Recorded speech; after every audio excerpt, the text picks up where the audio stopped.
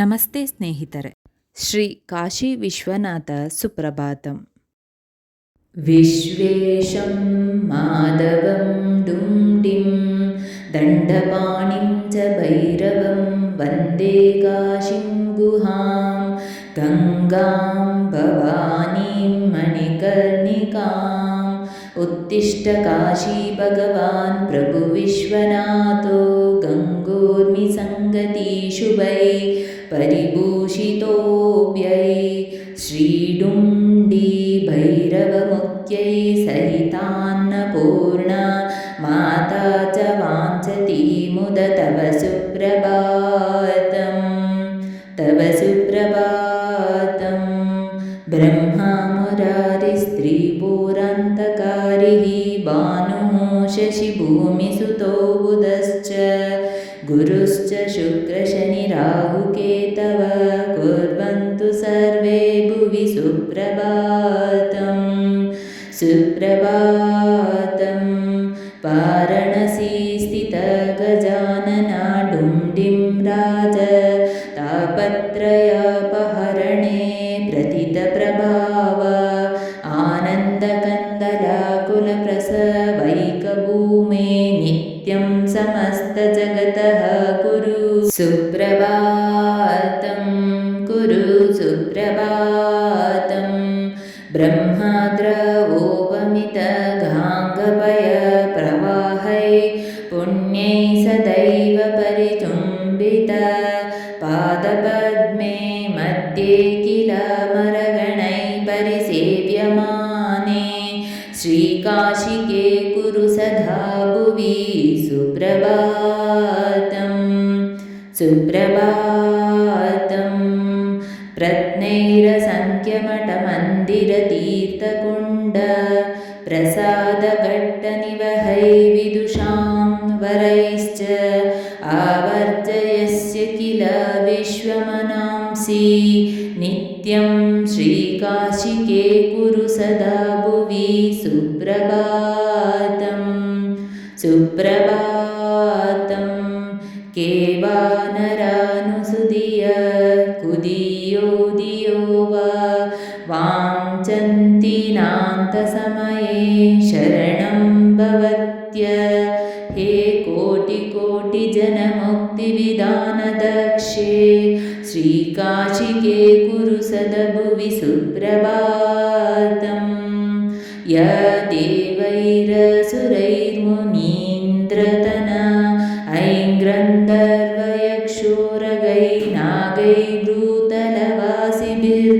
ऐन्द्रन्दर्वयक्षोरगैर्नागैर्भूतलवासिभिर्ध्वजवरैः संसेवितसिद्धयेय गङ्गोत्तरवाहिनी परिसरे तीर्थैरसङ्ख्यैर्वृत्त स काशी त्रिपुरारिराजनगरी देया सदा मङ्गलं तीर्थानां प्रवरमनोरथकरी संसारपारापर नन्दानन्दिगणैश्चरैरुपहित देव्यैरशेषैस्तुत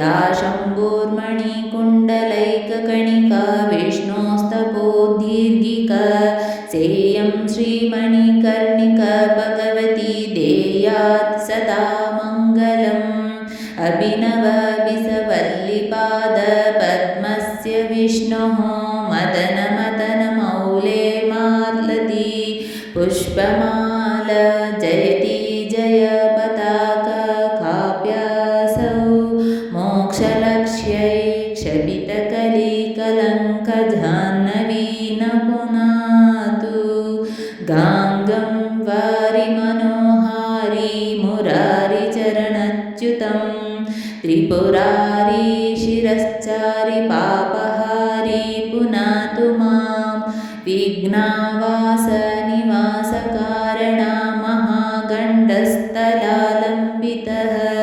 सिन्दूरारुणपुञ्जचन्द्रकिरणा प्रच्चादिनागच्छवि श्रीविघ्नेश्वरवल्लभो गिरिजय सानन्दमानन्दितः स्मेरास्यस्तव डुण्डिराज मुदितो देयात् सदा मङ्गलं कण्ठे यस्य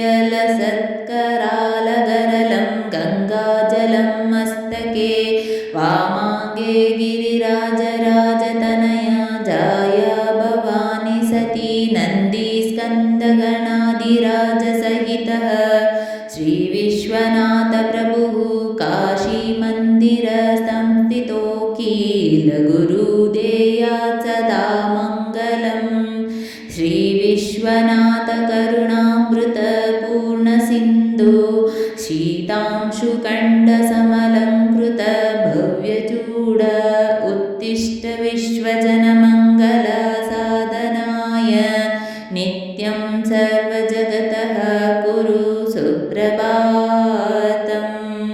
श्रीविश्वनाथ ऋषभध्वज विश्ववन्द्य सृष्टिस्थितिप्रलयकारक देवदेव वाचामगोचर महर्षिण्योताङ्घ्रि पद्मवाराणसीपुरपते कुरु सुप्रभातम्।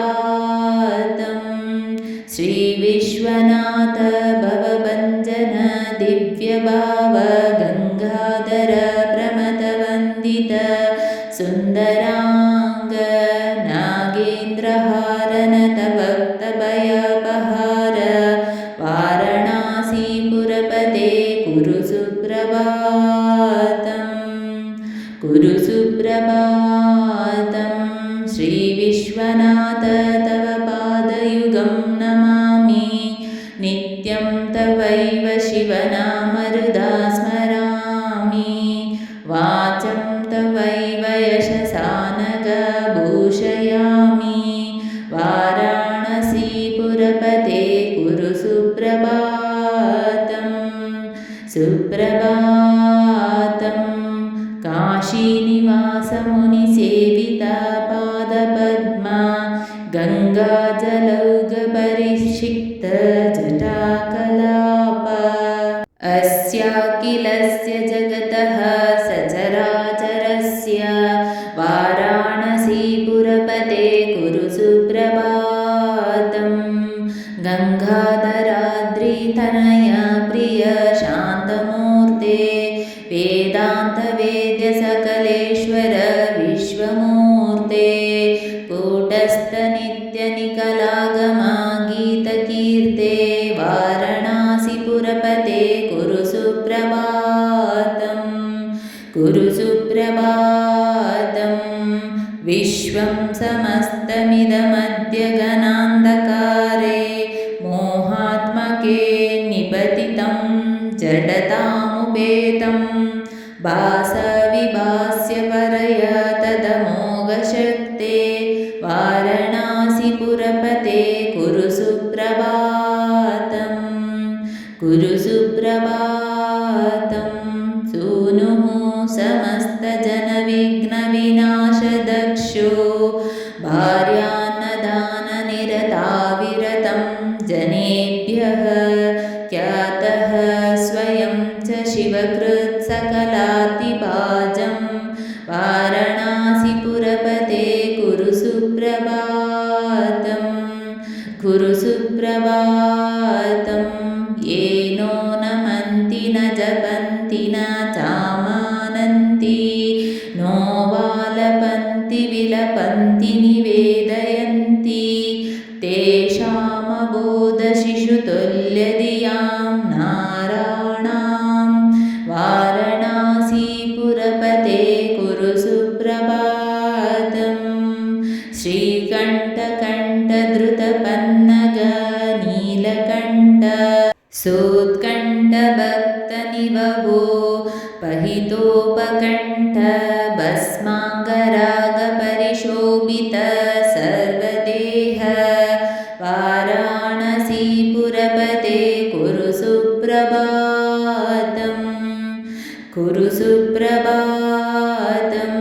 श्रीपार्वतीहृदयवल्लभ पञ्चवक्त्र श्रीनीलकण्ठ नृकपाल कलापमाल श्रीविश्वनाथ मृदुपङ्कज मञ्जुपाद वाराणसी पुरपते कुरु सुप्रभातम्। वाराणसीपुरपते कुरु सुप्रभातम्।